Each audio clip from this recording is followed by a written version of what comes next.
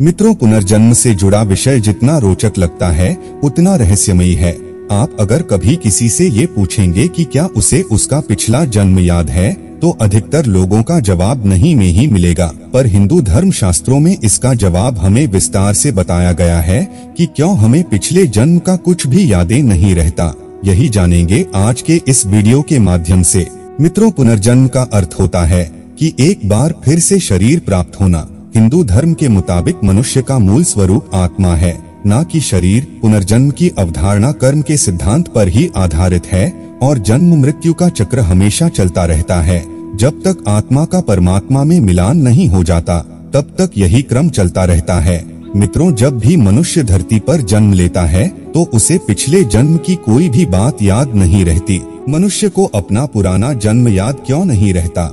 इसका उत्तर हमें गरुड़ पुराण के धर्मकांड के प्रेत कल्प अध्याय में मिलता है, जहां पर गर्भधारण से लेकर शिशु के 9 महीने की यात्रा का वर्णन मिलता है। इस अध्याय में कई और महत्वपूर्ण प्रश्नों का उत्तर भी समाहित है, जैसे शिशु गर्भ में कैसा महसूस करता है और उसके मन में क्या क्या बातें चलती है आदि। इस विषय पर हम एक वीडियो पहले ही बना चुके हैं, जिसका लिंक हम डिस्क्रिप्शन बॉक्स में दे दिए हैं, आप जाकर देख सकते हैं। मित्रों, यहाँ सबसे दिलचस्प तथ्य ये है कि गर्भस्थ जीव को अपने पुराने जन्म का ज्ञान होता है और गर्भ के अंदर शिशु के मन में बहुत कुछ चलता है। वहाँ वह अपने पिछले जन्म को याद करता है और उम्र समाप्त होने पर शरीर का परित्याग करके ये सुनिश्चित करता है कि अब वो दूसरी योनि में आ चुका है।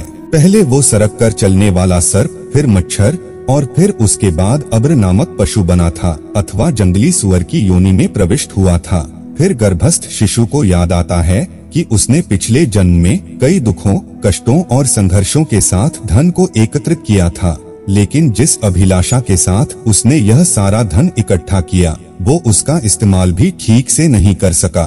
फिर उसको याद आता है कि उसने भगवान की पूजा अर्चना भी ठीक से नहीं की, इसीलिए वो भगवान से प्रार्थना करता है कि हे प्रभु, जब जन्म के बाद मुझे पुनः मृत्यु को ही प्राप्त होना है, तो फिर मेरा जन्म क्यों हो रहा है?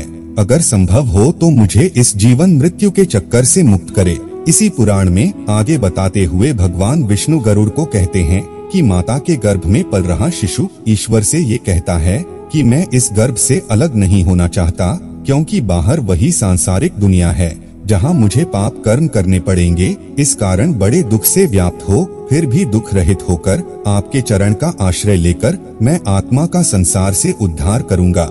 माता के गर्भ में पूरे 9 महीने शिशु भगवान से यही प्रार्थना करता है, लेकिन यह समय पूरा होते ही 6 माह के बाद शिशु का मस्तक नीचे की ओर तथा पैर ऊपर की ओर हो जाते हैं।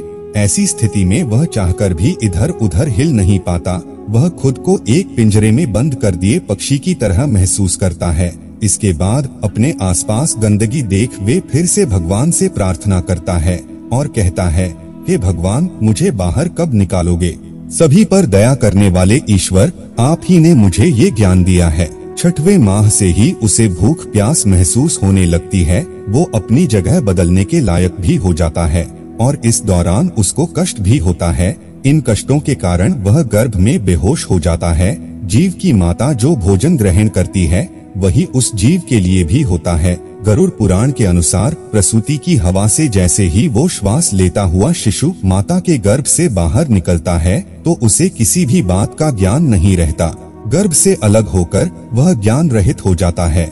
इसी कारण जन्म के समय वह रोता है और अंत में भगवान विष्णु पक्षीराज गरुड़ से कहते हैं कि यही कारण है कि गर्भ में पहुंचकर जो जीवात्मा जैसा चिंतन करती है, शरीरधारी मनुष्य वैसे ही जन्म लेकर बालक, युवा और वृद्ध होता है। गर्भ में सोची गई बात संसारिक व्याह मोह के कारण विस्मृत हो जाती है। इसी कारण आपको पिछले जन्म का कुछ भी याद नहीं रहता।